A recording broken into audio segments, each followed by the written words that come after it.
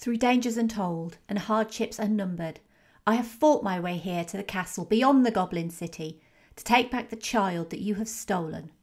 For my will is as strong as yours, and my kingdom is as great. Oh, I always forget that last line. Movies you know, movies you don't. Prequels, sequels, remakes, and trivia and updates. Movies you know, movies you don't. Interesting stories, all the categories.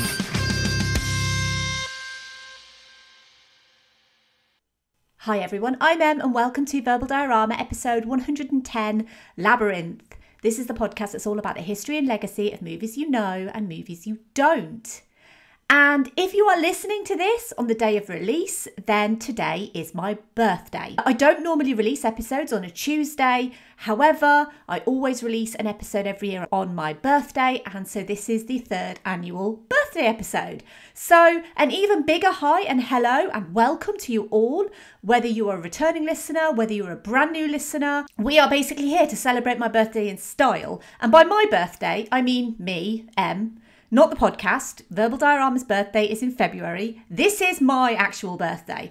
And as I said, every year I put out a special bonus episode on my birthday, whatever day my birthday falls on. This year it is a Tuesday. There is also an episode coming out in a couple of days as well, which is the normal Thursday episode. But for the first year, you got an episode on the Iron Giant.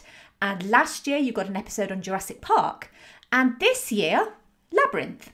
And I tend to choose movies for the birthday episode that are incredibly important and special to me in different ways.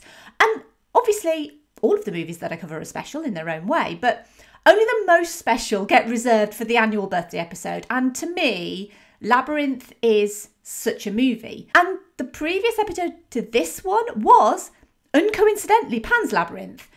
Did I always intend to put them back to back? Actually, yes, I did. And not just for the reason that you think, because obviously there is an obvious reason why you would think to put them together, but that is not the only reason. And I'm going to talk about that a little bit later on in this episode. But really, this episode is for you guys, the people who are listening. It's something that I like to do for you, an extra episode. Basically, what I'm saying is everything I've done for you. I move the stars for no one. Here's the trailer for Labyrinth. TriStar Pictures announces the collaboration of three extraordinary talents. Jim Henson, creator of The Muppets and Dark Crystal. Where you go with a head like that? George Lucas, creator of the Star Wars saga.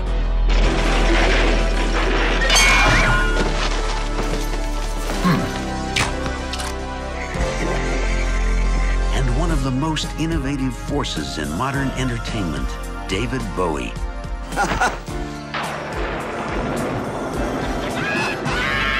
Together, they will take you into a dazzling world of fantasy and adventure. There's nothing to be afraid of. A world where anything seems possible and nothing is what it seems. Everything I've done for you. I move the stars for no one. Here we are. Run so long, run so far. The world of Labyrinth.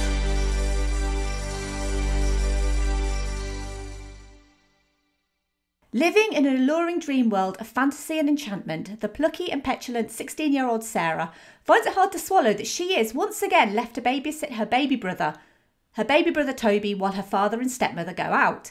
Tired by Toby's cries, Sarah wishes that the goblins would take him far away. But with Jareth the Goblin King granting her wish, young Sarah must embark on a dangerous rescue mission to confront Jareth's impenetrable, unfair labyrinth, nestled deep within an ethereal realm of sneaky creatures and eerie mystique. Can Sarah save innocent Toby before she loses him forever?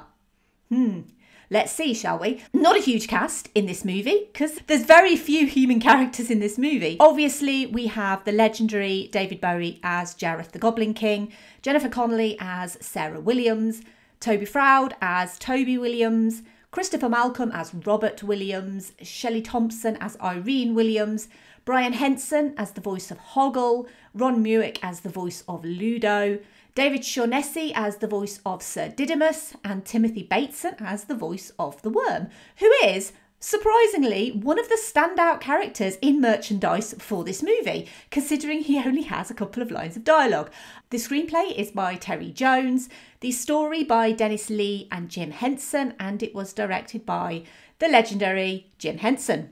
I want to start this episode talking about something that, well, is not really related to Labyrinth at all, but I wanted to start with the 1939 live-action movie The Wizard of Oz. That is based on the novel by L. Frank Baum, where young Dorothy is suddenly whisked away by a tornado to the magical world of Oz. And that movie and the book has inspired many other films. And not just its spiritual sequels and remakes like Return to Oz, which, absolute nightmare fuel, I'm never going to cover that on this podcast, The Wiz, Wicked, or Oz the Great and Powerful. Most fantasy movies can claim to be inspired by The Wizard of Oz. In fact, The Wizard of Oz was recently named the most influential movie of all time by a group of Italian researchers who analysed 47,000 films across 26 genres. Of course, The Wizard of Oz wasn't the first story where a young girl is whisked away to a strange fantasy land. Lewis Carroll's Alice's Adventures in Wonderland was published 45 years before L. Frank Baum's story. But when it comes to cinematic adaptations of a fantasy land, not much beats The Wizard of Oz, which I absolutely will cover at some point. That is a promise. So why am I talking about The Wizard of Oz? Well, Labyrinth is clearly one of those 47,000 films inspired by the 1939 classic, as well as Jim Henson acknowledging the inspiration of the works of Maurice Sendak, writer of Where the Wild Things Are, a copy of which is featured in Sarah's bedroom. Specifically his story Outside Over There, where a 9-year-old girl's baby sister is stolen by goblins. This acknowledgement of the inspiration for Labyrinth only came after the threat of legal repercussions, which almost stopped production. Copies of Alice in Wonderland, Grimm's Fairy Tales, and of course The Wizard of Oz can be seen in Sarah's book collection. But I'm getting ahead of myself a little bit. Every fairy tale has a beginning, so let's start at it. In 1982, the dark fantasy film The Dark Crystal was released to become the 16th highest grossing film of the year in North America, something that took creators Jim Henson and Brian Froud by surprise. They wanted to work together again, but do something lighter and more comedic than The Dark Crystal, because although it was profitable and received fairly positively, especially in more recent years, it was hardly a light, fluffy, family-friendly movie of the like that Jim Henson was known for, being essentially the creator of the Muppets. Froud would work on the conceptual design of their partnership and would envisage a baby surrounded by goblins. In March 1983, Henson and Froud met with Dennis Lee, a children's author who was tasked with writing a novella on which a script could be based. Lee submitted this at the end of 1983, and Jim Henson approached Monty Python's Terry Jones, who'd co-directed Monty Python and the Holy Grail and solo-directed Monty Python's Life of Brian and Monty Python's The Meaning of Life. Basically, all British comedy royalty, and clearly the right person for a lighter, more comedic movie. Jones was given the novella that Dennis Lee had written, but admitted that he didn't really get on with it. Instead, he took Brian Froud's conceptual drawings and wrote a script around them. But while Jones is the solo credited person on the screenplay, what we ended up with in the finished version of Labyrinth is more of a collaborative affair of Jones and several uncredited writers.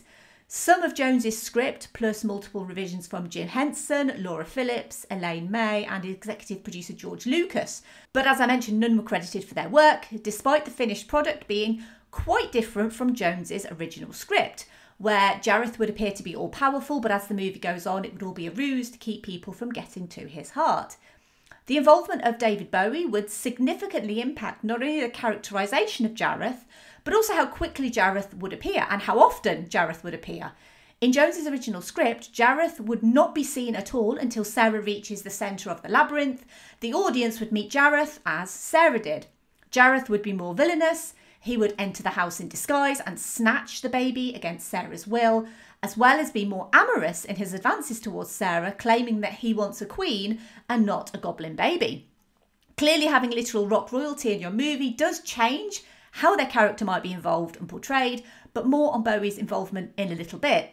The script for Labyrinth was revised and reworked at least 25 times between 1983 and 1985, including for the inclusion of original songs, with the final shooting script ready shortly before filming began.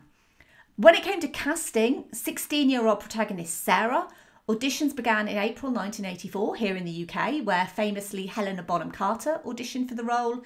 The production decided they wanted an American actress for the lead, and Jane Krakowski, Yasmine Bleeth, Sarah Jessica Parker, Marisa Tomei, Laura Dern, Ali Sheedy, Maddie Corman and Mia Sara all auditioned in the months leading up to January 1985.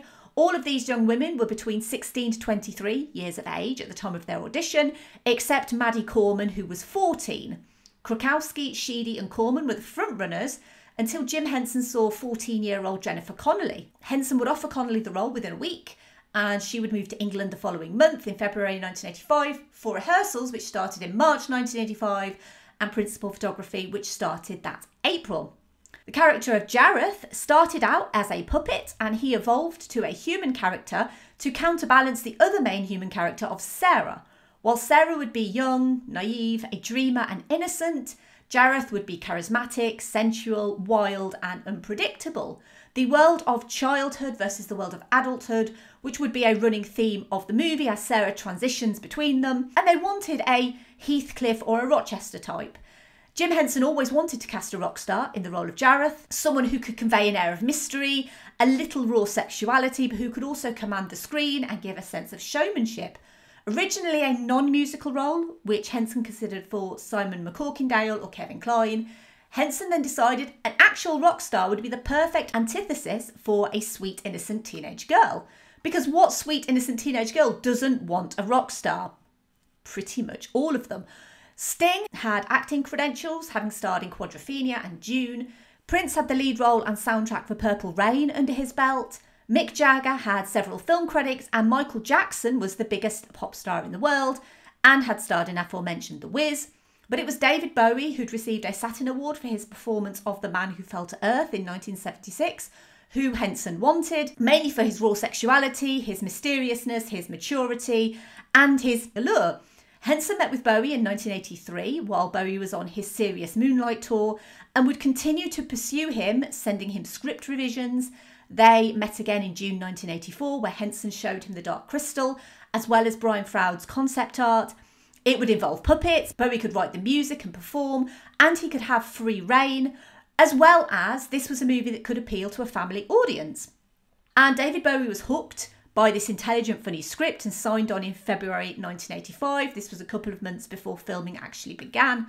Jareth was supposed to be a young girl's dream of a rock star with the ego, the swagger stick being his microphone, and yes, the tight trousers. And Brian Froud admitted that that was intentional because Bowie clearly had it, so why not flaunt it? And baby Toby Froud, the son of designer Brian Froud, got the job. And while the character was originally called Freddie, baby Toby would only respond to his own name, so the character was renamed Toby. Froud would go on to work at Weta Workshop and at Leica Studios, both of which I've mentioned countless times on this podcast before. He most recently worked as a sculptor on Missing Link and as design supervisor on The Dark Crystal Age of Resistance. He's currently working on Guillermo del Toro's stop-motion adaptation of Pinocchio, and that is not the only link to Guillermo del Toro in this episode either. But I feel like I can't talk about this movie without talking about the puppets, because if you do listen regularly, you will know how much of a fan I am of puppet work, how much I enjoy practical effects. I think pretty much everyone knows that, but I love puppets. I love the tangibility of puppets, the way that as soon as a puppeteer starts working with a puppet, that puppet will come to life and that puppet is a character in its own right. And I find that so fascinating that human brains can kind of switch off between, well, that's not real, to that is completely real. That's not a puppet, that's actually a real character. And that's one of the things I love the most about Labyrinth, is that it's obviously full of puppets. And clearly all these puppets had to be made.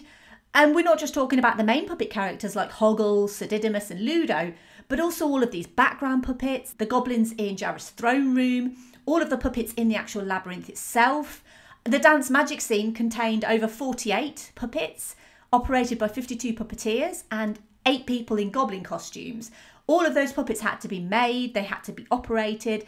This was actually a huge movie. It was a hugely choreographed movie as well. To have all of those puppets on screen to have all of the puppeteers hidden and for none of the magic to be revealed on screen. The majority of the puppeteers and voice actors are from other famous Jim Henson productions too, like The Muppets and Fraggle Rock. We're talking industry veterans like Frank Oz, Dave Goelz and Steve Whitmire. It was a family affair for Jim Henson, with his son Brian and daughter Cheryl both involved in the puppet work as well. Cheryl Henson would go on to become president of the Jim Henson Foundation, supporting innovation in contemporary American puppet theatre. And Brian Henson, who also provided the voice of Hoggle, is currently the chairman of the Jim Henson Company. Hoggle was the most complex of all the puppets. He was played by 6 people. Shari Weiser was in the suit, Brian Henson did the voice and mouth puppetry, and 4 others used remote controls to move his face. Ludo weighed 75 pounds and was performed by Ron Muick and Rob Mills, and they took turns in the suit to avoid exhaustion. A tiny camera in Ludo's horn would display on a small monitor inside his head, so the actor would know what was around him, because otherwise the actor was completely blind. The size of the puppet didn't matter to the complexity though, because even the smallest main character, Sir Didymus, had problems. Didymus rode a real dog and a dog puppet, and I still think it's brilliant to this day that it's clearly a dog puppet, but it kind of doesn't matter because it's just so much fun. When Didymus rode the real dog, the Didymus puppet head was controlled by radio control, so the character still talks. When crossing the Bog of Eternal Stench, the dog kept slipping off the hydraulically controlled stones. Luckily, the dog wore a harness so it didn't fall into the water, but apparently the dog fell more times than it actually managed to cross. So the shot that we see in the movie is one of the very rare moments when the dog didn't actually fall off the stones. The Hoggle puppet, as there was only one of him, famously got lost on a flight after the movie wrapped, ended up in Scottsboro, Alabama, in the lost property, where he was found rotting. If I remember, I'll put some pictures on social media of the state that they found Hoggle in. It's a little bit distressing, actually, especially if you're a fan of puppets, to see a character like that with basically the puppet skin rotting off. It's not nice. He was fully restored. He remains in their unclaimed baggage museum. He is on permanent display there. He is a permanent fixture in that museum. And you can go and visit him if you want to. So if you're ever in Scottsboro, Alabama, then go and visit the Unclaimed Baggage Museum, and you can actually visit the genuine Hoggle puppet. The Fireys is admittedly a scene that has probably aged the worst, but it was still highly complex. Each Fiery was at least 2 puppeteers per character. Each puppeteer wore black, and each Fiery was chest height. Everything had to be carefully choreographed so puppeteers didn't cross in front of each other and block another Fiery. The camera was on a special digitally controlled dolly to repeat the same moves more than once. This meant they could shoot the set in black and then the same scene with the actual set. 2 different pieces of film, one with the actions and one with just a set, and Industrial Light and Magic then came on board to optically combine the 2 pieces. David Bowie and Jennifer Connelly at first found the experience of working with the puppets to be quite difficult because the voice wouldn't actually come from the puppets, it would come from offset. And it's hard to naturally interact with something that doesn't actually make the sound, but they soon got used to it. And David Bowie is obviously an incredible performer, but he can't juggle glass balls. Michael Moschen, ranked as one of the world's leading jugglers, choreographed and performed the scene where Jareth juggles with crystal balls. He actually crouched behind him and, completely blind, performed the tricks that you see on screen. There's so many mind-blowing facts about this movie. That is one of the most brilliant, because if you didn't know that, then you genuinely would think it was David Bowie doing it. So the puppets were built a year and a half prior to shooting, and the sets were, for the time, large and ambitious. The Shaft of Hands sequence, which is also called Helping Hands, was a 30-foot high rig with a 40-foot vertical camera track. 75 performers gave the scene 150 live hands, plus there were 200 foam rubber hands there as well. Jennifer Connelly was strapped into a harness and lowered down. It was an incredibly dangerous scene to film because if she'd actually put her hands in the wrong place, she could have potentially injured herself or severed a finger as she essentially fell down this shaft. The Goblin City set was built at Stage 6 at Elstree Studios and required the largest panoramic backcloth ever made. But the biggest challenge was the forest, which required 120 truckloads of tree branches, 1,200 turfs of grass, 850 pounds of dried leaves, 133 bags of lichen and 35 bundles of mossy old man's beard. Most of the filming, which lasted 5 months, took place at Elstree Studios, as well as West Wickham Park in Buckinghamshire. The scenes of Sarah running back home in the rain were shot in Upper Nyack, Piermont and Haverstraw, New York. Choreography in the movie was supervised by Cheryl Gates. And you may think who? But in order to distinguish her work on Labyrinth to her very famous other role on Star Trek The Next Generation, Gates McFadden used her real name of Cheryl to work on Labyrinth. And she had originally been hired to play Sarah's mother. But due to British labour laws, she was told she couldn't act in the movie. But she could come over and work as a choreographer. So that's basically what she did. Shooting wrapped on the 8th of September 1985, and because most of the visual effects were in camera, when it came to post-production, as I mentioned, ILM worked on the fiery scene. Animators Larry Yeager and Bill Croyer created the first ever realistic CGI animal used in the movies, with the owl in the titles. And the owl itself would obviously be a mix of CGI owl, puppet owl and a real owl as well. Executive producer George Lucas had an uncredited role in the script, as well as also in the edit suite. He actually worked on the final cut of the movie, with Lucas and Henson alternating those duties. There really are so many little references in this movie to other movies, to characters in this movie. Almost all of the characters can be found in Sarah's bedroom, including herself dressed up for the ballroom scene, which, because it only contained humans, was probably the easiest scene to film. But even Disney's Robin Hood is shown in the movie. And again, a really fascinating fact that kind of blew me away a little bit was the actor who played Robin Hood in Disney's Robin Hood was Brian Bedford. He would actually end up passing away the same exact day as David Bowie did, on the 10th of January 2016. And then in another weird link to Robin Hood, 4 days later, the brilliant Alan Rickman, who was famously in Robin Hood, Prince of Thieves, would also pass away. And this was the movie that really introduced me to David Bowie. I mentioned that in the previous episode that I did on Pan's Labyrinth, where I said, well, this is the reason why I want to talk about Labyrinth. And when I was a kid, I didn't know that he was a rock star, because he was always just Jareth to me. And the music kind of came after Jareth. So when I was a kid, I think that I thought he was an actor who'd basically become a rock star. I didn't realise that he was a rock star first, who transitioned into acting and obviously was really, really good at it. This is the piece of work that I associate more with David Bowie than pretty much anything else that he's ever done, which probably sounds a bit stupid if you kind of look at it now, you know, as a woman of my age, to have this association to this rock star, where I place this above literally every other piece of work he's ever done, any piece of music he's ever done. Labyrinth is higher than that. But I think for a lot of kids who grew up in the millennial era, this was their first introduction to David Bowie. It wasn't just me. And I did have a huge crush on David Bowie from this movie. And I didn't understand why at the time, because obviously I was just a kid. Why would you understand? I mean, now I really do understand. But back then I really didn't. Speaking of crushes, let's move on to the obligatory Keanu reference. So this is a part of the podcast where I try to link the movie that I'm featuring with Keanu Reeves. And I did think about this one for a little while. And I technically used this link in the episode on Alien, but it is a slightly different version of that link. So I mentioned about Keanu starring in the remake of The Day the Earth Stood Still. He starred in that movie with Jennifer Connelly. And so that's the link. Keanu starred in a movie with Jennifer Connelly, and Jennifer Connelly is in this movie. And obviously Jennifer Connelly has gone on to have an amazing career, and a hugely acclaimed career as well. She has featured in this podcast before, episode 61 of this podcast, which is The Rocketeer, which is one of my favourite roles of hers, as well as this one. She won an Oscar for 2001's A Beautiful Mind, and she also married the absolutely wonderful Paul Bettany.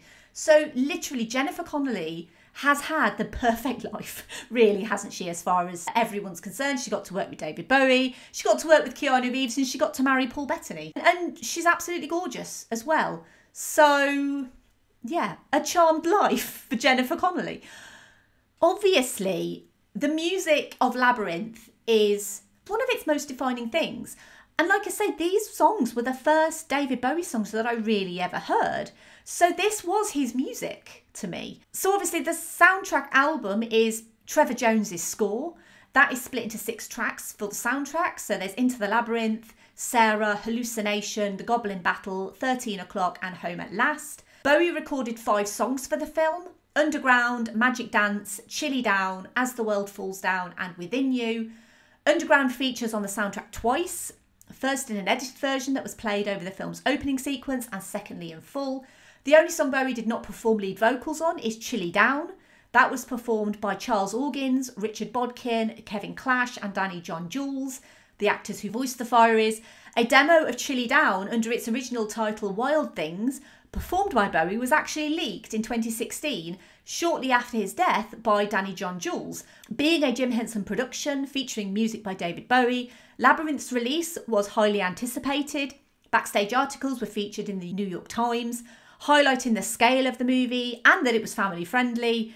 An hour-long documentary titled Inside the Labyrinth was broadcast on TV. Bowie himself didn't actively promote the film, but he did produce a music video for Underground, and Billboard also advertised the movie's soundtrack. Additionally, there was merchandise available for this movie. There were toys, games, puzzles, and the characters even toured the US, several cities as well. Here in the UK, it had a royal charity premiere on the 1st of December 1986. It was attended by the Prince and Princess of Wales, and while David Bowie wasn't in attendance, Jim Henson, Brian Froud, Jennifer Connelly and Ludo, most importantly, were all there. But it had previously been released in the US. So we got it in December 1986. It was released in the US on the 27th of June 1986, where it opened 8th at the US box office. The following week, it would drop to 13th, and this was when Big Trouble in Little China opened at 12th.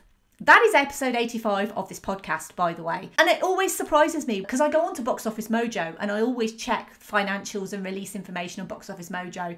And I always get quite excited when I'm researching one episode and another episode kind of pops up, because you would not expect that Labyrinth and Big Trouble in Little China were out at the same time, but there was literally a week between them.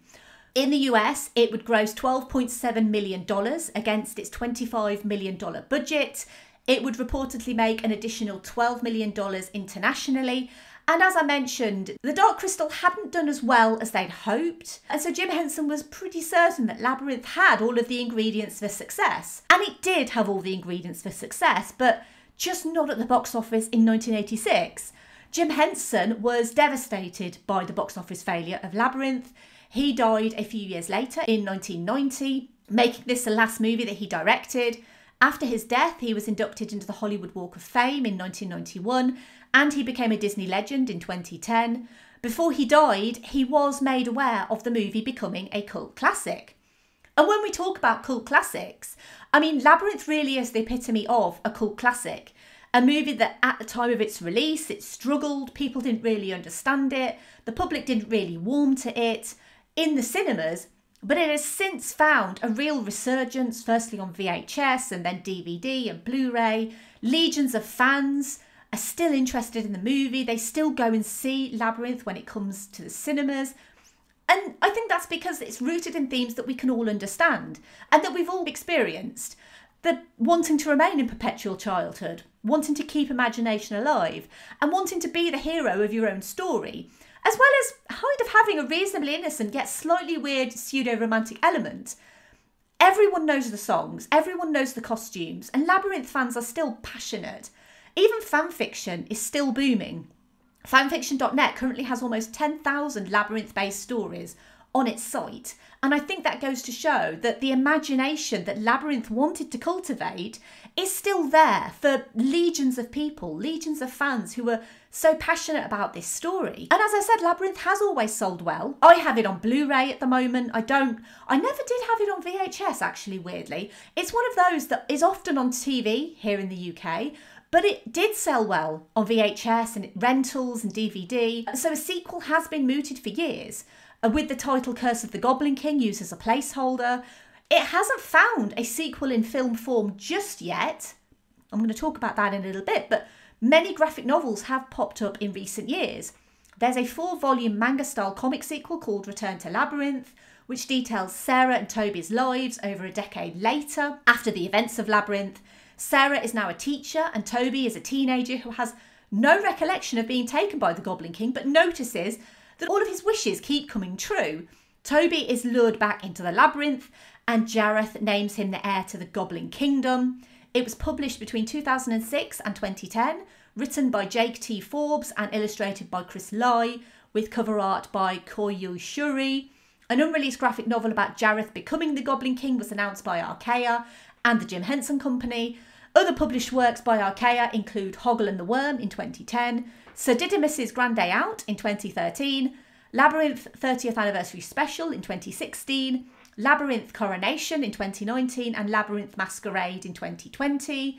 Brian Froud has also expressed a wish to see Labyrinth on stage, and the Jim Henson Company was working on one as late as 2018, but nothing more has come out about that since.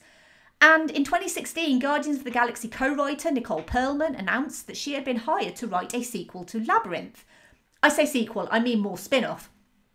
Fede Alvarez was announced to direct, with Jim Henson's daughter Lisa Henson as producer. Alvarez stepped down from the movie in April 2020, and in May 2020, Scott Derrickson, who directed another Marvel property, Doctor Strange, was confirmed to replace Alvarez as director, with Maggie Levin writing the script. No idea if this is a reboot, a direct sequel, or a spin-off. Although, as I said, when Nicole Perlman was involved, she insisted that her script was a spin-off. And I feel like Labyrinth is one of those properties we don't need to go back. We don't need to know what happened next for Sarah and Toby. We don't need a spin-off to this movie, but this is Hollywood, and so we probably will get one. And it probably isn't going to be as good because they're probably going to have CGI and it's just going to be awful. I'm sure it's not. I'm sure it's going to be great. But one thing I will say is, if anyone in the production of this new Labyrinth movie is listening, make it puppets. Make it practical. That's what the people want. If you're going to do a sequel to a movie that literally has the vast majority, like 99.9% practical effects and puppet work, then you need to make the sequel puppets. Look at what the Dark Crystal Age of Resistance did. Look how beautiful that series was with its use of puppet work. Make the sequel to Labyrinth like that and people will love it. Don't make it CGI. I'm telling you this now. This is free advice. Now, normally at this point, I would go to social media and I'd say, patrons and people on social media, what do you think about this movie? However, because this is a special episode, people know that it's coming, but I've not actually asked for any thoughts. So I've not asked the patrons and I've not asked on social media. So basically, you're just going to get my thoughts this episode because it's my birthday. So this is the one episode of the year where I am allowed to just give you my thoughts. So that's what I'm going to do. And the way that I look at Labyrinth is a traditional coming of age story. It's also a traditional fantasy story. It's also a traditional fairy tale story. And it's basically about Sarah's tricky transition from childhood and the childlike endeavours and dreams that you have as a child to womanhood and sexuality. And Jareth is designed to be a sensual and tempting character. He is supposed to be the goblin version of a rock star. And he is. And as I said, this was my first introduction to David Bowie, tight trousers and all. I didn't know his music. I only knew him as Jareth. So this movie will always be special to me as the first thing that introduced me to David Bowie. And then I started listening to his music. And as I said, I suspect that's the case for a lot of millennials. And of course, David Bowie's death in 2016 wasn't just a sad day for the music industry. It was a sad day for the movie industry as well. David Bowie is not just a rock star, he is a movie star. His work has touched so many people. He was an artist, he was an icon, he was a pop culture pioneer. He was constantly reinventing his image, but to me, he was and always will be Jareth. Any actor that they cast as Jareth in a Labyrinth sequel, prequel, remake, whatever they want to do, is not going to be David Bowie. And that is always going to be very, very sad. But it's also nice that we get this. We get to keep this version of David Bowie. For us millennials, as kids growing up and seeing this character, we get to keep him as that character. And this is kind of despite the fact that the character himself essentially is in a throne room full of goblins. And then you think, well, if he's stealing babies and turning them into goblins after 13 hours, are all of these goblins previously babies? And that is also despite when you view this movie as an adult and you see the kind of almost uncomfortable framing of Jareth as a villain, a lover, and potentially also a child abuser. I kind of don't really look at it in that way. There are many similarities though between Pan's Labyrinth and Labyrinth, and it's another reason why they're together in the roster episodes. Both are about the juxtapositions between childhood and adulthood, innocence and experience, being good and being bad. I said last episode, obedience versus disobedience. If Sarah obeys Jareth, he will be her slave. She just needs to fear him and love him, etc., etc. Just as if Ophelia obeys her stepfather or obeys her mother, she will be okay in Francoist Spain. And if she obeys the faun, she will be reunited with her real father. But both Sarah and Ophelia realise that they have to make their own way in this world, and that sometimes creatures are out to get them. That not everyone in life will be kind and nice and friendly. Sometimes people lie. Both have baby brothers that they need to protect. Both are on the cusp of childhood and adulthood, although arguably Sarah more than Ophelia. But while Sarah chooses the real world, she chooses to grow up and become an adult, and she also keeps some small semblance of her fantasy world with her. Ophelia's choice is taken from her by her stepfather. Both girls could arguably be making up their fantasy worlds, but also both refuse to conform to what's expected of them. Both of these stories are fairy tale princess stories. Sarah goes from girlhood to womanhood and is offered to be the queen of this goblin world, and she refuses it, and Ophelia becomes the literal princess of the underworld. And that's why I wanted to talk about Labyrinth straight after Pan's Labyrinth. Not just for the similar title, but the story of empowerment and subverting expectations that are held within both of these movies. I mean, and they're both really good movies as well. They're both stunningly beautiful. They are released 20 years apart, but I think they complement each other really well. I don't think, though, that the David Bowie soundtrack would quite work in Pan's Labyrinth, though, which is unfortunate. But, I mean, you can't have everything, I guess. Thank you for listening to this special birthday episode. I could have talked for so much longer about Labyrinth, but I didn't want this episode to be huge, so I'm just going to keep it quite short. But I would love to hear your thoughts on Labyrinth and whether you agree with my idea on the links between Labyrinth and Pan's Labyrinth, because I really do feel like as a double piece, if you were going to sit and watch two movies back to back, then take away the very similar titles, but I think the themes and the stories, I think they complement each other really well. If you did enjoy this episode, obviously there are many other episodes that you can listen to, but you can also help Verbal Diorama grow and be noticed by others by leaving a rating or review on Apple Podcasts or Podchaser or wherever you found this podcast. You can retweet or like posts on social media, or you could simply just tell your friends or family about this podcast. Especially because it's my birthday, it would be really cool to have special birthday gifts of ratings and reviews and retweets and telling your friends, even though I'm not going to know if you've told your friends, but that would be really cool if you would. If you did like this episode on Labyrinth, you might also like one of the following complimentary episodes. And this was really hard to choose actually, because there are so many episodes that are kind of set in a fantasy realm that I think would really work. There's also a lot of episodes that I've done on puppet movies as well. So I very almost suggested Little Shop of Horrors, which is similarly brilliant puppet work, but I didn't think it kind of worked as a complementary piece. But I would recommend episode 35, Spirited Away. Again, it's kind of following this Wizard of Oz tradition of a young girl who gets whisked to a magical world and has to kind of find her way through. It is a Hayao Miyazaki movie, it's a Studio Ghibli movie, and you should absolutely watch it because it's one of the best movies that they've done. Episode 49, The Muppets. Obviously, we're talking about Jim Henson and we're talking about Frank Oz in this episode, and The Muppets is obviously a Disney movie. It came after the Disney acquisition of The Muppets from the Jim Henson Company. However, it is a really sweet movie and it does have some really good puppet work in it. And as long as you kind of suspend your disbelief about the movie, then I think it works really well. I'm also going to suggest episode 63, Coraline, which also I suggested for the last episode, Pan's Labyrinth. I think I also just suggested Spirited Away last episode as well. Yes, I did. Only because it kind of follows that similar theme of a young girl who gets whisked away. And it's a Leica movie. And obviously Toby Froud worked at Leica. So it all links really lovely. And obviously episode 109, Pan's Labyrinth. For all of the reasons I've already mentioned. So I'm not going to go through them again. But I really do feel like it is a very perfect companion to this movie. As is pretty much any of these movies. As always, give me some feedback. Let me know if I got the episode recommendations right or if you think something else sort of worked. But Otherwise, Little Shop of Horrors is pretty perfect as far as episodes go, because I really love that episode.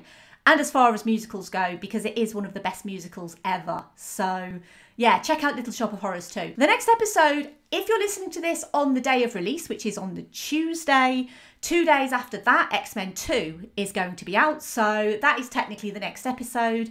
It's coming out in a couple of days. It is the first episode of what I've dubbed Sequel-tember, which is a celebration of brilliant sequels to existing episodes. I'm starting with X-Men 2. I covered the original X-Men movie back in episode 56. And if you want to know what's after X-Men 2, then you'll find out soon, partner. You can follow me on Twitter, Facebook, Instagram, and Letterboxd. If you want to support this podcast, you can do so at verbaldiorama.com/Patreon. And as always, a huge thank you to the patrons of Verbal Diorama. I could not do this podcast without their support, without their love, without their guidance, and without their comments. And basically, being honest, without the funds that they give to help this podcast, to help me buy new software and equipment and all sorts of stuff like that. So I am eternally grateful to these wonderful people, to Simon E, Sade, Hardy L, Claudia, Simon B, Laurel, Derek, Jason, Kristin, Kat, Andy, Mike, Griff, Luke, Emily, Michael, Scott, Mark, Brendan, Ian, Lisa, Dan and Sam. You remind me of the babe. What babe? The babe with the power. What power? The power of voodoo. Who do you do what? Remind me of the babe. I probably could say that faster, but I'm not going to. Merch, verbaldiorama.com/merch. No one cares about merch though. If you want to get in touch, it's verbaldiorama@gmail.com. You can also pop over to verbaldiorama.com. You can also pop over to filmstories.co.uk. You can check out articles. You can order copies of the magazine. But it's my birthday, so I'm just going to finish. And yeah, if you happen to be online, then say hi, wish me a happy birthday. That would be awesome. But if not, I just hope that you enjoy this episode. And if you want to chat to me about Labyrinth, then please feel free. And finally, through dangers untold and hardships unnumbered, I have fought my way here to the castle beyond the Goblin City to take back the child that you have stolen. For my will is as strong as yours, and my kingdom is as great. You have no power over me. Bye. Movies you know.